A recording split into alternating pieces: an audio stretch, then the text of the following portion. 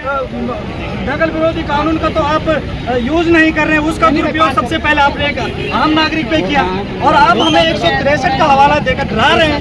तमाम हमारे युवाओं को रोका जा रहा है, कोई सर्वे चौक रोक रहे हैं, कोई कहीं रोक रहा है, कोई कहीं रोक रहा है। ये क्यों कर रहे हो आप? प्रदेश के बेरोजगारों को छलने का काम क्यों कर रहे हो?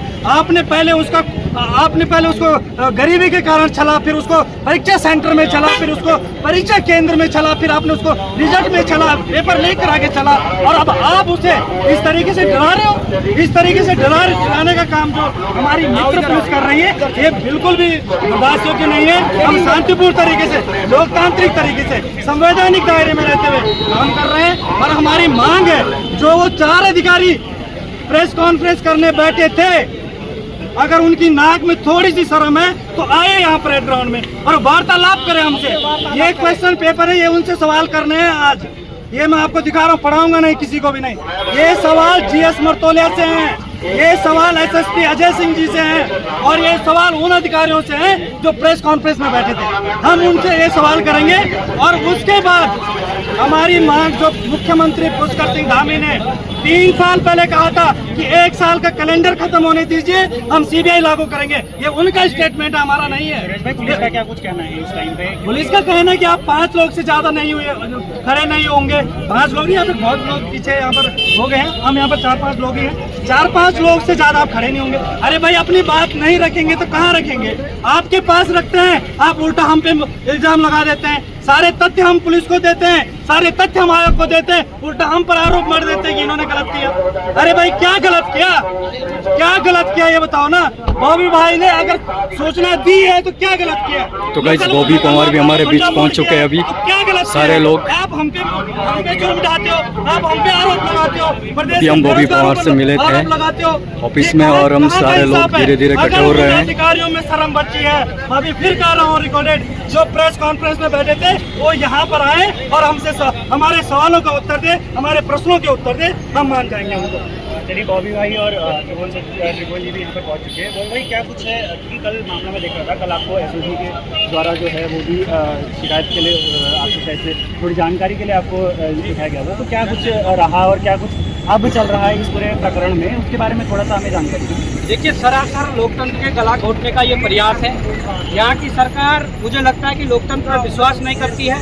जिस प्रकार से देहरादून के SSP भाजपा के प्रवक्ता बनकर इधर कहाँ है तुम्हारा सरकार का बचाव कर रहे हैं, मैं समझता हूँ कि इससे बड़ा लोकतंत्र का हत्यारा कोई नहीं है। जिस प्रकार से चीजें बाहर आ रही है, उसको मैनेज करने की कोशिश की जा रही है। पहले दिन हाकम सिंह और उसके साथी की गिरफ्तारी हुई, उसके बाद मैनेज करने की कोशिश की गई और वही पोस्ट, वही प्रेस कॉन्फ्रेंस उसके बाद उत्तराखंड पुलिस के पेज से हट जाती है दूसरे दिन जब पेपर बाहर आता है।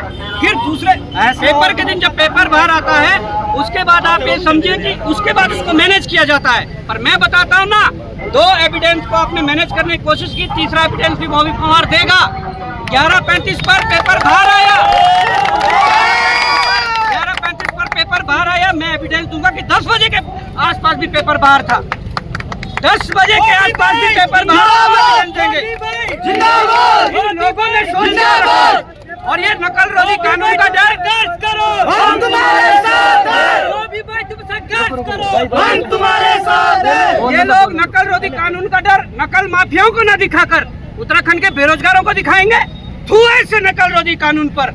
और अगर मैं कहना चाहता हूँ, इन्होंने उत्तराखंड के युवाओं का खून खौलते हुए नहीं देखा है। आप क्या सोच रहे हो? बॉबी कुमार भी एक साधारण अभ्यर्थी था, एक छात्र था। बॉबी कुमार को बॉबी कुमार बनाने में उत्तराखंड सरकार और उत्तराखंड पुलिस के मुकदमों का कहीं न कहीं राज है, उनका सहयोग है, तब बॉबी कुमार बना है। क्या चाहते हैं कि हर एक युवा बॉबी कुमार बने? तो सरकार ये भी जान ले, इसकी शुचिता भंग हुई है। युवाओं के लगातार फोन आ रहे हैं, युवा लगातार मांग उठा रहा है। और जो मैं 10 बजे वाली बात कह रहा हूँ, उस पर भी गहन जांच होनी चाहिए। अगर उत्तराखंड की STF चाहती है उन तक पहुँचा जाए, वो 10 बजे जो एक कोरे कागज में 1 से लेकर 100 तक जो सीरीज भरी हुई थी और उसको GPT और उसके माध्यम से सेंटर के पीछे की दीवार के पीछे जो सॉल्व करने वाले लोग थे, हमारे जो लोग थे, उन्होंने थोड़ा बहुत साक्ष्य के आधार पर उनकी वीडियो भी क्लिप भी बनाई जिसको उनको पकड़ा जा सके। आप ये मत सोचिए कि कोई भी चीज़ ऐसी भी हो जाती है, इसके पीछे बहुत बड़ा राज है। कई सेंटरों पर कई लोगों ने OMR खाली छोड़कर आए हैं, 2-2, 3-3, 5-5 क्वेश्चन करके आए हैं, उनकी जांच कौन करेगा? उनकी जांच कौन करेगा? क्या OMR इसलिए खाली छुड़वाई जा रही कि आयोग के अंदर से ही पेपर मैनेज हो रहा है? अभी सूचना मिली कि जिस प्रकार से आयोग के जो परीक्षा नियंत्रक है, उनकी एक किताब मार्केट में लॉन्च हो जाती है और उस किताब में से लगभग कई क्वेश्चन आ जाते हैं, पुलिस के पेपर में क्वेश्चन आए हैं। ये कौन सा तरीका है कि आयोग के जो परीक्षा जो वहाँ पर जो नियंत्रक है, उनकी किताब मार्केट में अगर उससे क्वेश्चन आ रहे हैं, भाई ऐसा लगता है कि ये सब मैनेज है और देहरादून के SSP भाजपा के प्रवक्ता बनकर इसका बचाव कर रहे हैं। भाई इसी से एक सवाल आ रहा है, धारा 163 जो है आज लागू कर दी गई है, क्या वो इन आंदोलनों को देखते हुए की गई है? देखिए, युवाओं के आवाज को दबाने के लिए धारा 163 लगाई है, और अगर अपना भविष्य चाहते हैं, उत्तराखंड को सुरक्षित चाहते हैं, उत्तराखंड को सही दिशा देना चाहते हैं, तो यहाँ जनता की धारा लागू होगी। और हमने कहा तुम्हारे बस में जो है, तुम्हारी 163 धारा जो कर सकती है करो। तुम्हारा नकल रोधी कानून का जो ये क्लॉज है, तुम्हारा नकल रोधी कानून का जो एक क्लॉज है कि जो तथ्य देगा, जो सोशल मीडिया पर डालेगा, उस पर मुकदमा होगा। हम पे मुकदमा करिए, हम हर बात को सोशल मीडिया पे डालेंगे, क्योंकि आप लोगों ने मीडिया तो मैनेज कर लिया है, हम सोशल मीडिया पर भी ना डालें। बहुत ही ये गंभीर विषय है। मैं चाहता हूँ उत्तराखंड के उत्तराखंड के युवाओं को ये संघर्ष करने दिया जाए। उत्तराखंड के युवाओं के साथ प्रशासन और उत्तराखंड सरकार बराबर कोऑपरेट करें। और ये भी सुन लो, पूरे प्रदेश में बवाल हो जाता है, सोशल मीडिया पर तरह की बातें सामने आती है। सोशल मीडिया पर सबसे पहले वो 3 बंदे के जो व्हाट्सएप के स्क्रीनशॉट वायरल हुए, वो बॉबी पवन ने अपने सोशल मीडिया अकाउंट पर डाले थे। आज बेरोजगार संघ ने सचिवालय पहुंच के लिए कहा था, जिसके बाद पुलिस फोर्स लगाया गया, खुद यहाँ पर पहुंचे प्लेटफॉर्म। क्या लगता है जिस तरह से बंदे बाहर आए हैं, कह रहे हैं कि पेपर लीक नहीं हुआ है, बस कुछ हट जाती है, फिर इसको मैनेज करने की कोशिश की गई। अब मैं तीसरा एविडेंस दे रहा हूँ, 10 बजे के आसपास की पेपर, जहाँ तक बाहर ऐसा लग रहा था कि बाहर है, क्योंकि जो हमारे पास कुछ एविडेंस है उठा जो है उन पर जांच करें, और ये युवाओं को बला दबाने की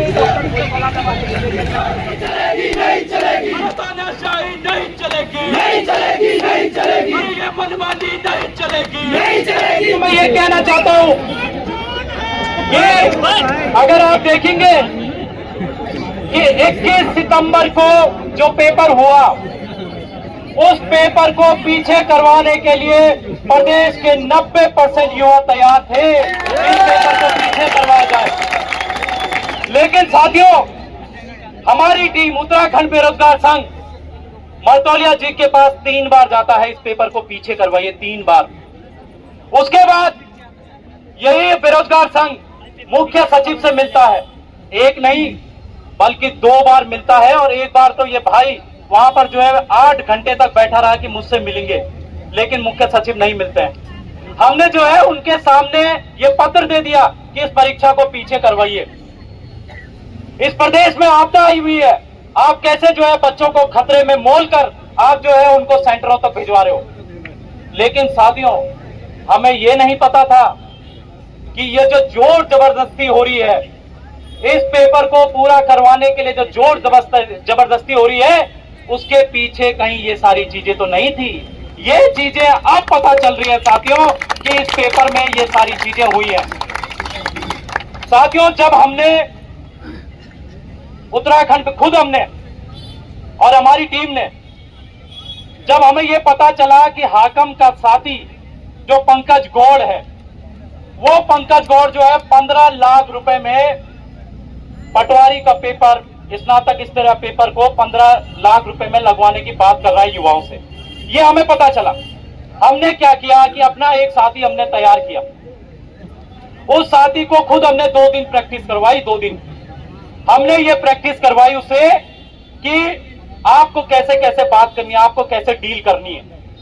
फिर उसने साथियों जो डील की, उसमें पंकज गौड़ का अगर ध्यान से आप शब्द सुनेंगे, जो कल कॉल रिकॉर्ड भी हमने दे दी थी, पूरी वायरल करवा दी थी, उसमें आप जो है जरा ध्यान से अगर आप सुनेंगे तो उसमें पंकज गौड़ कह रहा है साथियों कि तुम एक काम करना, अब नकल के तरीके बदल गए हैं। ऐसा पहले होता था कि पेपर, ध्यान से सुनना साथियों, वो कह रहा है कि अब तरीके बदल चुके हैं और जो है तुम गोले छोड़ देना और तुम्हारे गोले हम अंदर से भरवाएंगे। ये कहना था उनका कि हम अंदर से भरवाएंगे। अब एक बात समझ में नहीं आ रही है कि ये गोले अंदर से भरवाने वाला कौन है?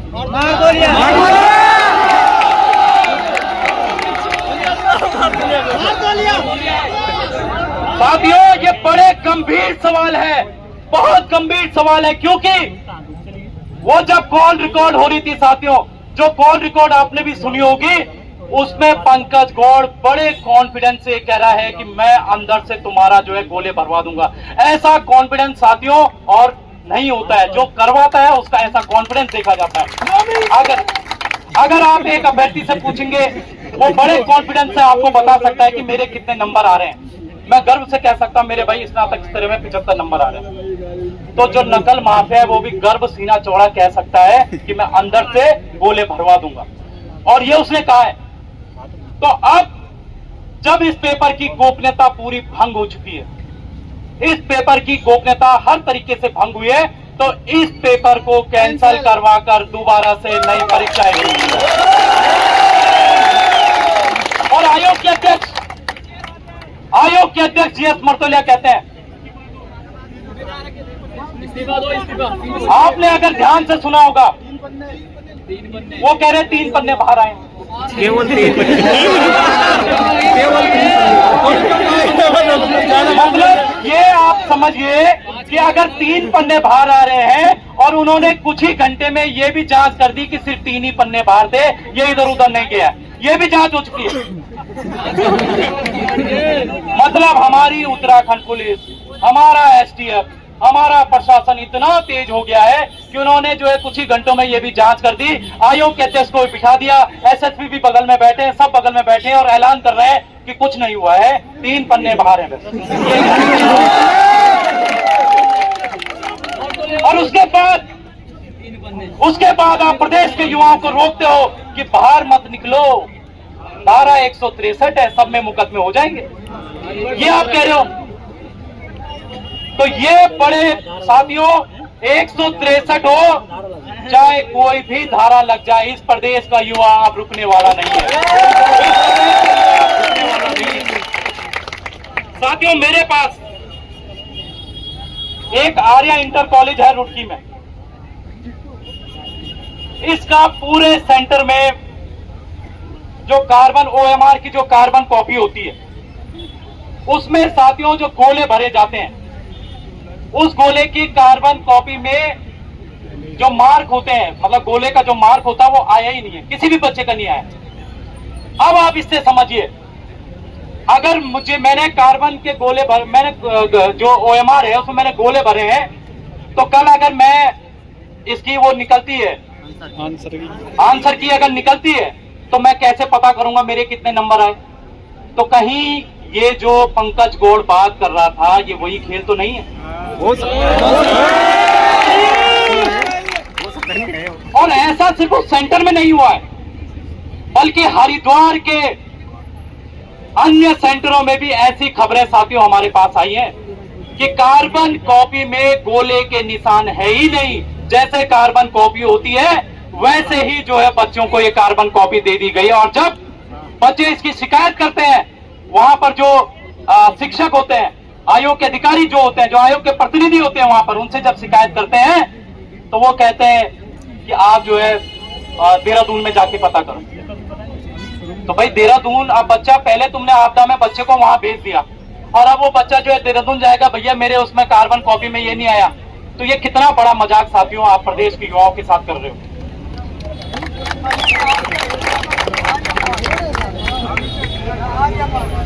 साथियों, इसके अलावा अगर आप देखेंगे कि देहरादून, ऐसी भी सूचना है कि देहरादून का दुधली सेंटर, देहरादून के दुधली सेंटर में ऐसी जानकारी हमें पता लगी है, और उस बच्चे को भी जिसने हमें जानकारी दी है उसको भी अगर सामने लाना है तो वो भी हम सामने लाएंगे। उस बच्चे का कहना है कि 10:30 बजे से वहां पर पेपर शुरू हो जाता है और पेपर की टाइमिंग कितने होती है? 11 और वहां पर कितने बजे शुरू होता है? कितने घंटे मिल गए वहां पर? यानी किसी को 2.5 घंटे मिल रहे हैं और किसी को 2 घंटे मिल रहे हैं। तो ये कहीं ना कहीं साथियों ये अफसर की कमी लगती है। यहाँ पर भी जो है इसकी भी जांच होनी चाहिए और इसकी जांच की मांग भी हम करेंगे। इसके अलावा साथियों तो कई और सेंटर है, जैसे लिम्बस एकेडमी है, विद्या मंदिर सीनियर है, ये सारी चीज हम उनके पास जाएंगे जहां पर हमारे पास और भी चीजें आई हैं। कहीं पर पर्ची की सूचनाएं मिल रही हैं, किसी के पास से कि मैं माफी चाहता हूं। यूके SSSC की फुल फॉर्म पिछले साल पूछी थी मैंने और ये धामी सरकार तब भी थी और आज भी है, ये इसके लिए मैं माफी चाहता हूं। आज मैं देखता हूं, मैं गुप्तगा से भी डिनोर हूं, एक छोटू गांव चित्यूर, मेरे गांव में भी मेरी मां, बहनें, मेरी ताई, चाची वो आंख में सपना लेके अपने बच्चों को देहरादून, ऋषिकेश, हल्द्वानी जैसे शहरों में भेजते हैं। वो दूध बेचती है, घी बेचदन, किसान इरोदन कना, कहीं जंगुर बेचदन, कहीं कोदू बेचदन, अल्लू भी बेचदन, और एक उम्मीद रहती है कि हमारे बच्चे की नौकरी लगेगी, ये सरकारी नौकरी कर निबोलन क्या करो बोले तैयारी करो बोल।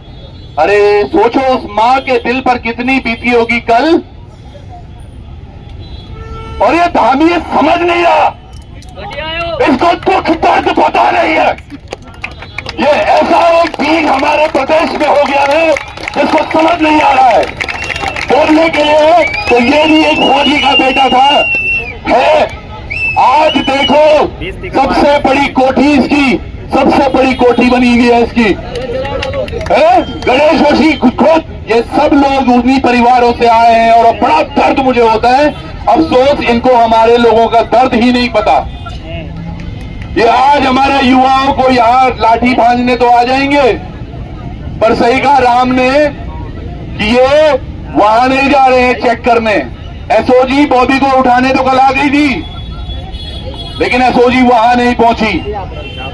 रात को 8:30 पौने 9 बजे यूके SSSC में गए थे। हम मारतोलिया जी का क्या कहना है जैमर को लेके कि अरे साहब ये दरअसल क्या है, ये केंद्र से आते हैं जैमर और शायद 3G या 5G इनेबल पिनेबल पता नहीं क्या। अरे 6 दिन तो ये नहीं पता कि वो 3G माची 5G अजल फोन भी हमारा 5G चिन चलना, और उस जमाने में तुम 3G जैमर लगा रहे हो केवल ढकोसला नाम पूर्ति करने के लिए। ये स्पष्ट है दोस्तों, ये पेपर लीक इनकी पहले से ही मंशा थी। पिछली बार भी मैंने बोला था कि देयर इज ब्लैक शीप और हमने वो ब्लैक शीप को निकाल के बाहर करना है। वैसे ही ब्लैक शीप हमारे आज भी आयोग में भी है और सरकार में भी बैठे हैं। इन्होंने बड़ा वादा परसों किया कि हमने पेपर जो सरगना है उसको अंदर कर दिया, बोली जो नहीं बोली तमाम अखबारों में। और मैं यहां देख रहा हूं 2-4 मीडिया वाले ऐसे आ रखे हैं, वो देख रहे हैं अभी एक भी कवर नहीं किया उन्होंने। क्या भीड़ आ रखी है, क्या लोग आ रखे, कोई सा कवर नहीं किया उन्होंने। यहां कुछ फ्लॉ होता है, यहां कुछ अगर छोटी सी घटना होती है ना उसको दिखाएंगे। वो थाने की मीडिया भी यहां आ रखी है, लेकिन आज उनको ये पता चलना चाहिए ये गरीब के बच्चे हैं जो सब समझते हैं। क्या धामी तेरे राज में कैसी देखी रीत, रड़वा साधु राज करे जनता मांगे भी।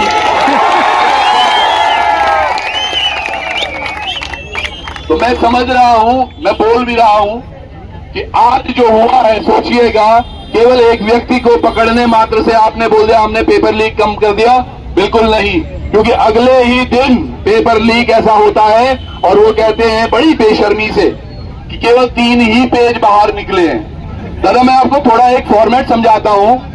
वो जो 3 पेज थे, क्योंकि जो है हमने तो ऐसा था कि इनको प्रोटेक्शन देना, चौधरी जी को भी बोला है और गैरोलो जी को भी जो एसपी सिवार है कि आप इस बहन को प्रोटेक्शन देना। उन्होंने क्या किया, हमें तो समोसे खिलाए अंदर और तब तक उनको उठा के उनके घर से यहां ले आए। रात को 11:15 बजे बड़ी बेशर्मी के साथ, मैं ये फिर से कोट करना चाहूंगा, बड़ी बेशर्मी के साथ अजय सिंह साहब ने बिना भारतीय जनता पार्टी का पटका पहने हुए जो कुछ बातें करी है वहां पर, वो साफ साफ लग रहा था कि ये केवल सरकार की बातें कर रहे हैं, सरकार की ही दलाली कर रहे हैं। उस बहन को जिसका नाम तक नहीं बताना चाहिए था, सोचो ना, अगर ये बड़ा सिंडिकेट है तो उस बहन के लिए कितना खतरा है, मानते हो नहीं मानते हो? ये बड़ी बेशर्मी से उसको सबके सामने कैमरे पर ला रहे हैं। हम तो कल किसी भी जिक्र में, हमारा हो या बॉबी का, हमने कहीं भी एक बार भी जिक्र नहीं किया उस महिला के बारे में। हमने कहा कुछ इनपुट दिए, ये नहीं बताया ये बहन थी, क्या था, कैसा हुआ। वो बहन जो एक प्रोफेसर है, सोचो उनके पास वो 3 पेज भेजेंगे। अगर मैं अज्यूम कर रहा हूं कि वो हिंदी के भेजे हैं, तो हो सकता है ऐसा जीके वाला कोई एक्सपर्ट और रहा होगा जिसको 3 पेज गए, कोई उत्तराखंड वाला रहा होगा जिसको 3 पेज भेजेंगे। भाई टाइम कम था ना, चोर है वो। अगर 11:35 पे उन्होंने भेजा तो 11:35 पे 3-4 जगह ऐसे 3-3, 4-4 पेज भेजे गए होंगे ताकि वो कुंजी आसानी से मंगाई जाए, और यहां कुंजी को एक बना के तब पूरा पेपर सेट बनेगा। प्रीटी अंडरस्टूड है। लेकिन बिना वो इंजीनियर मलिक को पकड़े हुए, बिना उसके बारे में जानकारी मानते हुए उन्होंने कह दिया कि ये इसमें केवल एक परिवार संलिप्त है, केवल 2 ही लोग हैं जो बहनों के लिए पेपर दे रहा था। शेम, बहुत बड़ा शर्म है ये। अरे भाई ये लोगों जू तक घाम बोल लग, अरे भाई मोदी जी ने भी बोला घाम तापो।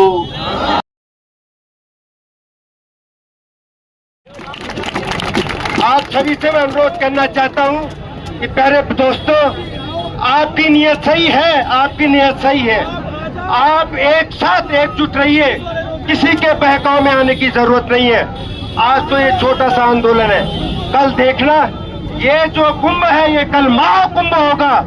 और ये मैं बताना चाहता हूँ इस भ्रष्टाचारी सरकार को, अभी तो कुछ लोग आए हैं, जिस दिन इस देहरादून में तुम्हें दिल रखने की जगह नहीं मिलेगी, तुम्हारा जो है, मैं नेपाल का उदाहरण नहीं देना चाहता क्योंकि मैं अनुशासन में जीने वाला इंसान हूँ, लेकिन मजबूर करोगे तो ऐसे ही 10 नेपाल इस उत्तराखंड में।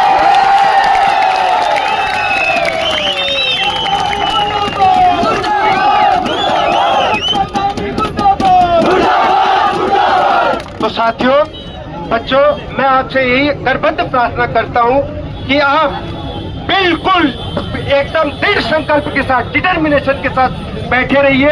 हम आपके साथ रहेंगे और भी लोग हमारे आने वाले हैं। आपके साथ हम एक तरह से सेल्टर बन के खड़े हैं। अगर आप पे एक डंडा लगेगा तो 10 डंडे हमारी छाती पर लगेंगे, तब जाकर के आप पे डंडा लगने देंगे। तो इसलिए आप अनुशासन को मेंटेन करिए और अपनी जो मुहिम है उसको चलाते रहेंगे। मेरा आशीर्वाद, मेरी शुभकामनाएं आपके साथ है। जय हिंद, जय उत्तराखंड। शर्म नहीं तो डूब मरो, जीएस मार तो लिया मुर्दाबाद, जीएस मार तो लिया इस्तीफा दो, जीएस मार तो लिया इस्तीफा दो, पुष्कर का भी इस्तीफा दो।